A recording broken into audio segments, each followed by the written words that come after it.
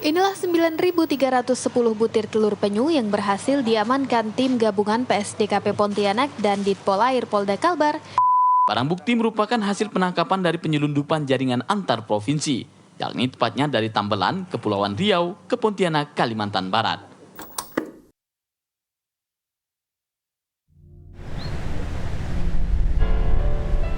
Telur penyu tak usah diambil dijual, masih ada juga yang sembunyi-sembunyi, kan gitu. Jadi kan kita mau maksa orang tuh untuk berpikirnya sama dengan kita tuh kan agak susah, apalagi kalau masyarakat pulau ini memang beda.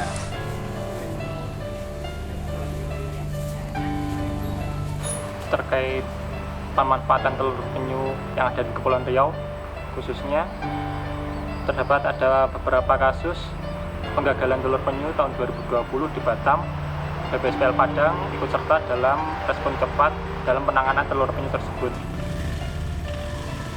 Kondisi terkini dari pemanfaatan telur penyu sendiri ada juga yang ada di Tanjung Pinang. Seperti halnya di Pasar Tanjung Pinang masih ada beberapa lapak atau orang yang menjual telur penyu tersebut. Terkait regulasi, penyu ini diatur dalam Permen LHK 106 tahun 2018. Di situ ada lampiran semua jenis penyu yang ada di Indonesia merupakan satwa yang dilindungi, dan semua bagian dari penyu, baik itu telur, sisik, kerapas, dan dagingnya itu dilarang untuk dimanfaatkan. Penyu sebagai biota laut yang saat ini kondisinya hampir punah dan juga dikuatkan oleh CITES masuk di dalam golongan Appendix 1. Tentunya aturan ataupun regulasi juga tidak cukup. Tentunya juga kita harus melakukan upaya-upaya pelestarian dengan keterikatan bagaimana strategi pariwisata yang berkelanjutan. Selain dampaknya juga untuk pariwisata, tentunya keberadaan penyu ini juga dibutuhkan untuk dalam kesehatan laut, dan ini sangat berdampak terhadap bagaimana menjaga keanekaragaman hayati yang ada di lautan kita.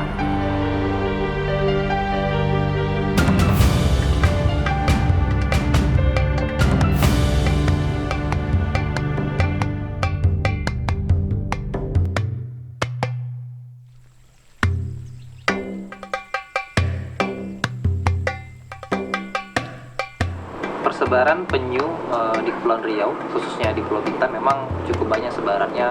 Kita bisa lihat ada di beberapa pulau yang terdekat di pesisir timur. Memang ada Pulau Beralas, kemudian ada di Pulau Penyusu, kemudian ada di Pulau Beruan, dan memang salah satunya juga ada di Pulau Mapur. Nah itu kalau untuk faktor buat penyu tunai di Mapur, itu satu kemungkinannya mungkin karena pantainya tuh banyak, dia punya kondisi pantai itu banyak, bukan cuma satu. Dan juga mungkin Mapur nih dia pulau terluar, jadi mungkin penyu tuh datangnya mungkin di Mapur dulu baru ke tempat lain mungkin gitu. Karena kalau untuk ya pulau terluar perbatasan dengan Laut Cina Selatan iya, dengan Singapura sana iya juga.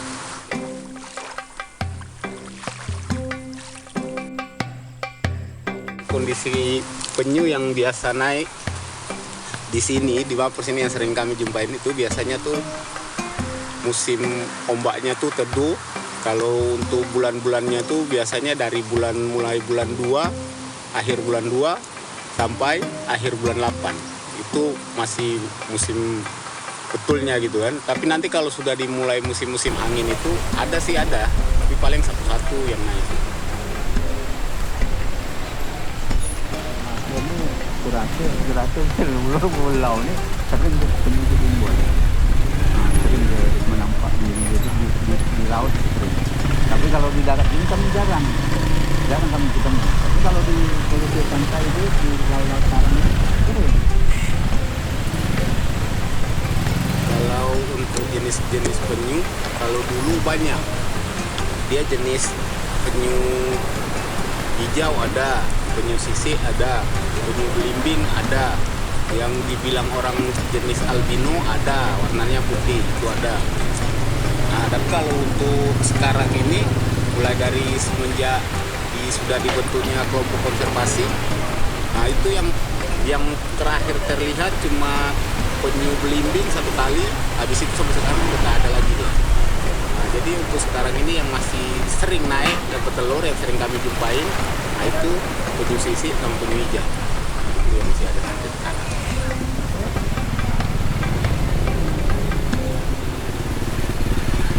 Penyu itu masih sering terlihat di sini, masih ramai. Kalau kita jalan atau kita snorkeling, kita diving sering jumpa. Nah itu karena kondisi karangnya itu bagus, lamunnya pun masih bagus, karangnya itu yang hidup banyak. Dia kalau di karang-karang mati tak mau, tak akan ada penyu. Karang yang ada dan hidup secara alami di Pulau Mapur merupakan suatu ekosistem yang sangat indah. Hal ini juga merupakan hasil dari keterlibatan masyarakat setempat yang berupaya menanam kembali dan menjaga agar karang itu tetap tumbuh dengan baik.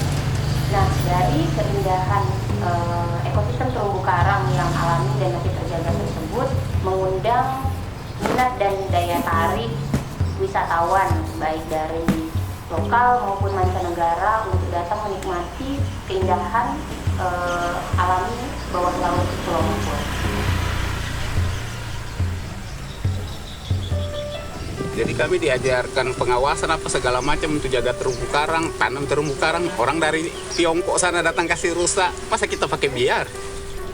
Waktu lama mau hidupkan terumbu karang tuh. Kita transparansi karang tuh bukan waktu sebentar. Berdasarkan hasil pengamatan Yayasan Ekologi di lapangan saat kami melakukan survei penyerapan atau biofisik, juga ditemukan sisa-sisa hasil dari jaring nelayan yang tersangkut di dasar perairan. Hal ini juga sebenarnya sangat berdampak terhadap biota-biota di perairan. Bisa saja penyu itu tersangkut bisa jaring nelayan atau boat fishing tersebut. Bahkan biota-biota lain juga tidak menutup kemungkinan tersebut. Kalau sampah itu udah sesuai, kayaknya udah jadi pemakan hari-hari ini sampah ikan itu udah resiko kami penjaring pesisir. Di Kabupaten Bintan sendiri, pencemaran laut itu berasal dari berbagai sektor, dari sampah plastik, dari bekas aktivitas pertambangan maupun dari sisa pembuangan limbah minyak hitam. Nah, kalau dari sisa aktivitas pertambangan yang dilakukan perusahaan-perusahaan yang kurang bertanggung jawab mengakibatkan kolom perairan itu menjadi keruh. Jika saat musim hujan tiba, air dari daratan mengalir hingga ke lautan itu mengalami pengadukan sehingga menyebabkan perairan menjadi keruh, dan itu sendiri mengganggu habitat ikan-ikan yang semakin menjauh dan sulit ditangkap oleh nelayan-nelayan kecil maupun nelayan pesisir. Nah, selain itu, jika sludge oil ataupun limbah minyak hitam itu merupakan peristiwa tahunan yang setiap tahun, bahkan di musim utara itu cukup banyak ditemukan, terdampar dan melekat di pasir maupun bebatuan, dan itu juga berdampak terhadap aktivitas biota seperti penyu yang juga pernah kita temukan, tim yayasan temukan itu penyu terselubung oleh limbah minyak hitam dan ditemukan masih beberapa hari kemudian. Dulu tuh putih. Dulu kita dari laut gitu kalau macam kita itu dimancing apa dari laut. Kenapa kalau memang ada jejak penyu? Kalau sekarang mana? Hitam gitu. Kita jalan aja kayak kita di hitam nih kalau kita pijak. Apalagi dia kena matahari gini dia cair. Kita kadang-kadang ceritanya apa ya? Aceh cukup tak rokok. Plastik ini kita minum dengan botol tuh buang. Ada ada ini darah sumber yang bawa tuh dia marah kita. Aku langsung jawab, gelas sebijinya salah buang bapak marah. Pak tengok tuh bunga tuh di depan itu. Tengok tuh petipai, tak ada yang marah, keruh sampai tak nampak air.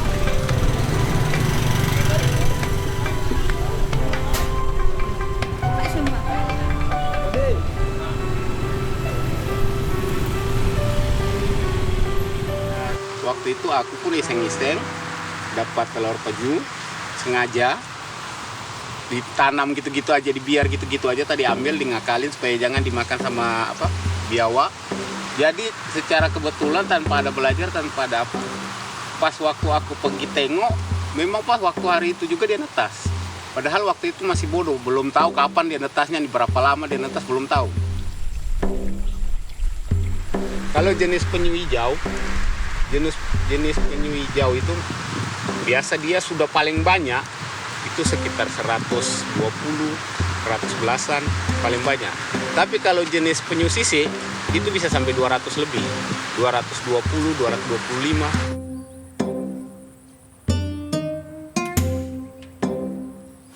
Awal pertamanya tuh masyarakat tuh masih konsumsi, dijual kalau untuk telur penyunya. Dari beberapa info yang didapat, motif dari pengambilan telur penyu ini ya dari segi motif ekonomi. Ada juga dari sebagian masyarakat yang beranggapan telur penyu ini dapat meningkatkan vitalitas, dapat membuat badan lebih segar. Kalau nggak minum, kalau nggak makan, biasanya badan merasa pegel-pegel gitu. Ada juga sih yang sadar, ada juga yang tidak gitu. Yang namanya masyarakat pulau nih, kita mau balikkan dia punya pemikiran itu memang susah. Jadi pokoknya seiring berjalannya waktu harus pelan-pelan, tidak bisa satu kaligus. Jadi sebagian ada yang bisa nerima, ada juga yang tidak gitu. Sampah atau sebuang di laut, ada yang masih mau buang kan gitu. Itu kan sudah mengganggu ekosistem juga kalau sampah. Telur penyu tak usah diambil dijual, masih ada juga yang sembunyi-sembunyi kan gitu. Jadi kan kita mau maksa orang tuh untuk berpikirnya sama dengan kita itu kan agak susah, apalagi kalau masyarakat pulau ini memang beda. Ini sekarang aku bilang, sekarang tak jadilah tukik, aku bilang tak direbus, masyarakat tak mau, takut karena aturan pemerintah ini tak boleh dimakan, tak boleh dijual, ditangkap. Punah juga, pemerintah kan supaya ini jangan punah, jangan habis. Tapi dibiar dekat pantai, biawak yang punah juga. Dilema di tengah masyarakat pesisir saat ini memang bagaimana mengkonsumsi telur penyu itu masih cukup banyak. Tentunya kita perlu upaya konservasi dan edukasi sehingga proses konsumsi ataupun kegiatan-kegiatan yang destruktif itu tidak marak lagi dilakukan, sehingga langkah-langkah pelestarian yang sifatnya berkelanjutan untuk kebutuhan biota ini perlu kita lakukan. Waktu itu sekitar 2015, tahun 2015. Di 2016 kalau nggak salah kami bentuk satu kelompok konservasi yang dibentuk sama lembaga ini LPSTK. Dari BPSPL tertarik, dorong pengen mau bantu gitu kan, supaya kalau dapat memang dibuat konservasi gitu kan, karena memang penyu ini kan salah satu biota yang harus dilindungi gitu kan, dan sudah hampir punah keberadaannya kan.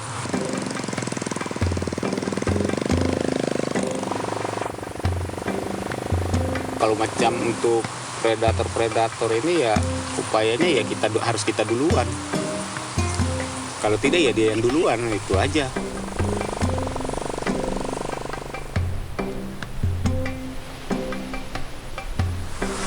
Penyu ini istilahnya memang harus dilindungi karena sudah hampir punah. Dia itu kalau 100% itu yang untuk hidupnya tuh cuma 1%.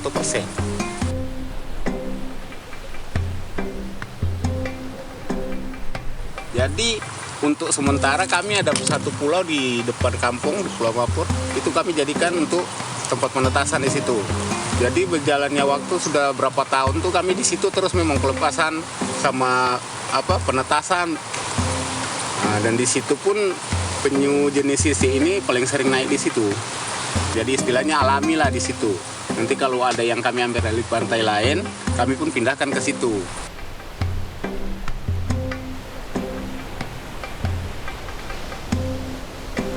Jadi nah inilah kondisi busung kami sekarang yang dulunya waktu tahun 2017. Di sini sempat kami sudah bangun bangunan rumah, ada kamarnya juga, supaya kalau macam sewaktu-waktu ada kawan-kawan atau rekan-rekan yang datang mau pengen lihat penyu tunai secara langsung, ada pondoknya. Dulunya di sini pokok-pokoknya tuh ada semua waktu di tahun 2017, dan juga di sini tempat kami menetaskan penyu di sini juga. Istilahnya dia punya tempat penangkaran lah di sini. Itu penyunya alami ada juga yang pindahan dari ambil telur yang dari pantai-pantai sekitaran Pulau Mapur dipindah juga ke sini.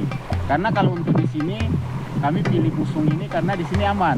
Amannya dari predator seperti babi hutan, biawak itu memang tidak ada sama sekali di sini. Walaupun tidak ditunggu, dia tetap jadi. Tidak ada yang ngacau gitu.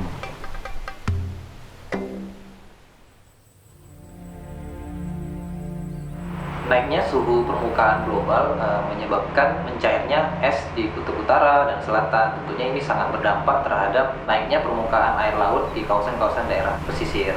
Ya, apalagi di daerah pulau-pulau kecil. Jadi kondisi busungnya dulu bukan kayak gini. Dulunya tuh bagus, hijau, ada pohon-pohonnya. Baru belakangan inilah nih, karena pasang besar, akhirnya hilang semua. Jadilah seperti inilah sekarang kondisi busung tuh.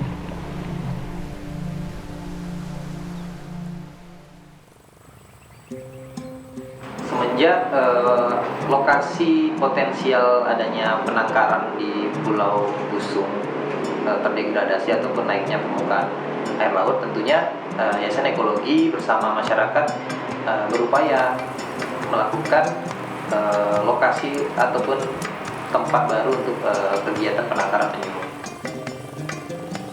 Tentunya upaya ini kita bersyukur sekali bahwa ada komitmen dari masyarakat desa yang juga menginginkan upaya konservasi penyu ini tetap ada ataupun berkelanjutan dengan adanya lokasi yang diberikan oleh masyarakat untuk aktivitas penangkaran penyu yang lebih berkelanjutan ke depannya.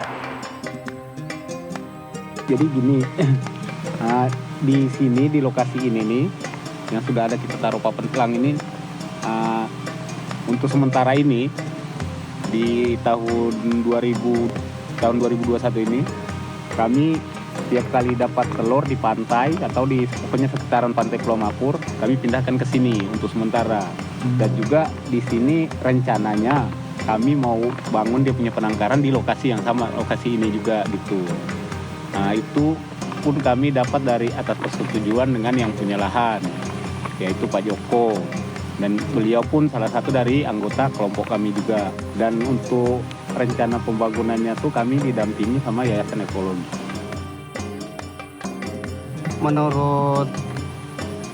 Menurut ketua kami, ini katanya mau dibikin lubang, kira-kira 24 lubang lah. Jadi di sini telur yang biasa kami dapat dari pantai-pantai di sekitaran Mapur kami pindahkan ke sini. Nah, dan kalau mau ditengok kondisi telurnya yang sudah kami tanam untuk ditetaskan, nah seperti inilah nih telurnya. Kalau ini jenis penyu hijau. Kalau penyu hijau ini biasanya ya kurang lebih sama sih dengan sisi, paling cepat 45 hari, paling lambat 60 hari. Karena kan tergantung suhu cuaca juga kan. Kadang-kadang cuaca bagus, kadang-kadang banyak hujan atau banyak panas gitu. Jadi, intinya dia tidak bisa lewat dari 60 hari. Kalau lewat dari 60 hari berarti rusak, gagal letas.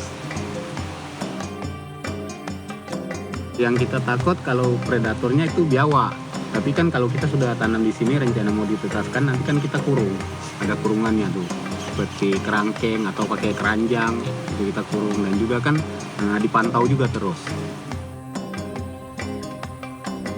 Ini kenapa tanahnya saya bikin macam gini, seperti ini, tinggi kan, ada gundukan. Ini supaya kalau nanti dia sudah mau dekat menetas, itu kita gampang tahu. Nah, dia tanahnya semakin turun berarti dia sudah makin dekat mau menetas. Nanti pas tanahnya sudah rata, keluar dia. Jadi kalau tanah sisa kita galian jangan dibuang, jangan dibiar rata aja, memang harus diginiin. Jadi ketahuan dari situ waktu dia mau menetas nanti. Karena si anak uki tadi dia naik, pasirnya turun ke bawah terus. Dia makin naik, turun terus. Jadi sampai dia rata, anak ukinya sampai di atas. Nah gitu. Nah jadi ini kan kita sudah tutup. Nah sudah tutup ini, baru kita dikurung dengan keranjang supaya mencegah jangan sampai nanti biawak datang atau babi hutan. Kalau sudah macam gini kan sambil dipantau sudah tidak terlalu takut diganggu lagi.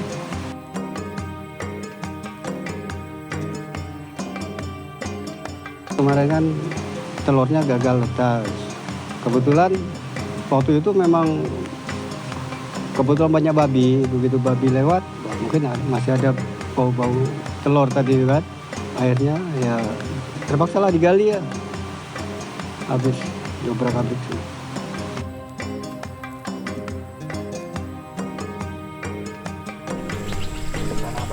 Semenjak adanya konservasi penyu yang kami mulai buat penetasan lepas. Memang belakangan ini kalau untuk mau tengok penyu memang banyak. Mungkin kalah dulu dia punya banyak, kita nengok dia sekarang.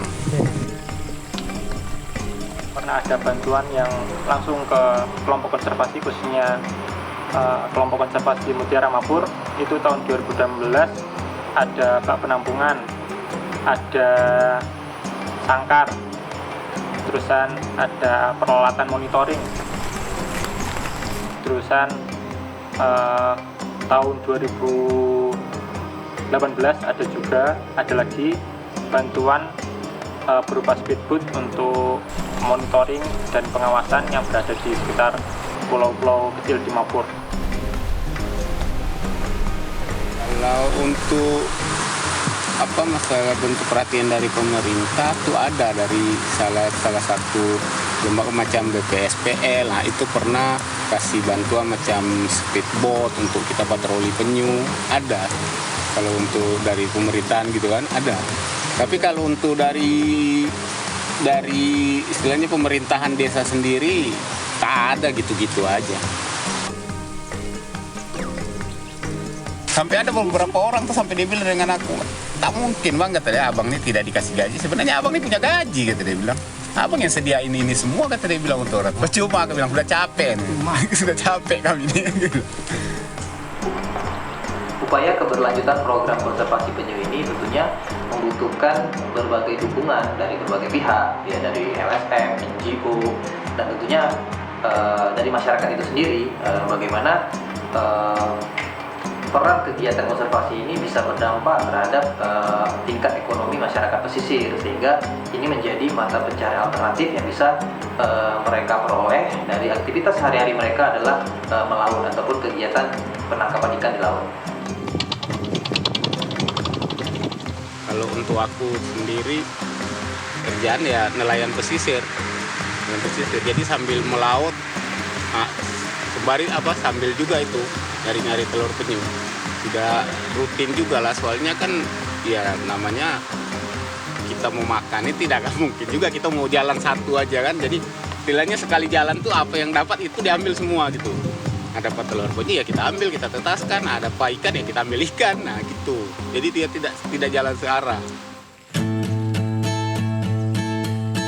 Kalau berbicara masyarakat Pulau Mapur yang saat ini utamanya adalah mata pencaharian di laut, tentunya dari sisi nilai konservasi belum banyak minat untuk mengembangkan konservasi sebagai tujuan ekonomi yang paling utama.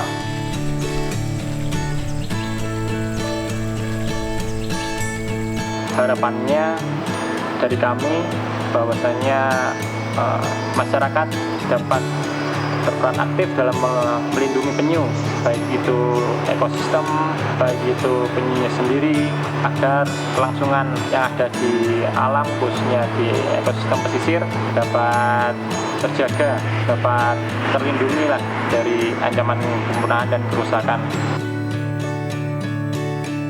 Dengan adanya kita memperkenalkan penjualan merchandise yang saat ini memang dikenal gelang penyu atau tattoo bracelet, kemudian juga ada t-shirt, sehingga ini bisa sangat membantu untuk keberlanjutan program. Dan salah satunya juga kita saat ini bersama masyarakat upaya untuk pembangunan penangkaran yang nantinya akan menjadi cikal bakal keberlanjutan program tersebut.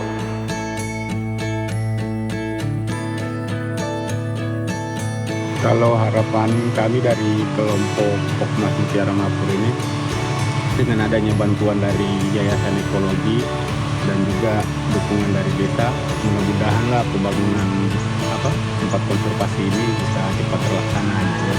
Karena dengan adanya itu kita nanti sudah tidak terlalu istilahnya pusing-pusing lagi mau taruh di mana gitu. Kalau kita menyelamatkan telur-telur penyu tadi itu ada tempatnya, dan juga kita mantaunya, monitoringnya pun dekat, dan juga ada yang jagain. Kalau sudah ada tempat macam gitu kan otomatis nanti kan kita punya dokumentasi itu pun bisa lebih lengkap gitu kan. Tidak macam sekarang ini, kadang ada kadang tidak. Karena kan kita tidak punya tempat yang khusus gitu kan. Kalau ada tempat yang khusus itu kan istilahnya bisa lebih aktif gitu. Harapan dari Yayasan Ekologi tentunya segala aktivitas ataupun program konservasi penyu ini akan berdampak pada masyarakat. Tentunya dari sisi nilai ekonomi, dari sisi nilai ekologi, tentunya ini menjadi capaian-capaian kita bersama. Ini bukan hanya tentang berbicara tentang kami, tapi berbicara tentang kita semua yang turut serta andil terhadap keberlanjutan program konservasi penyu ini.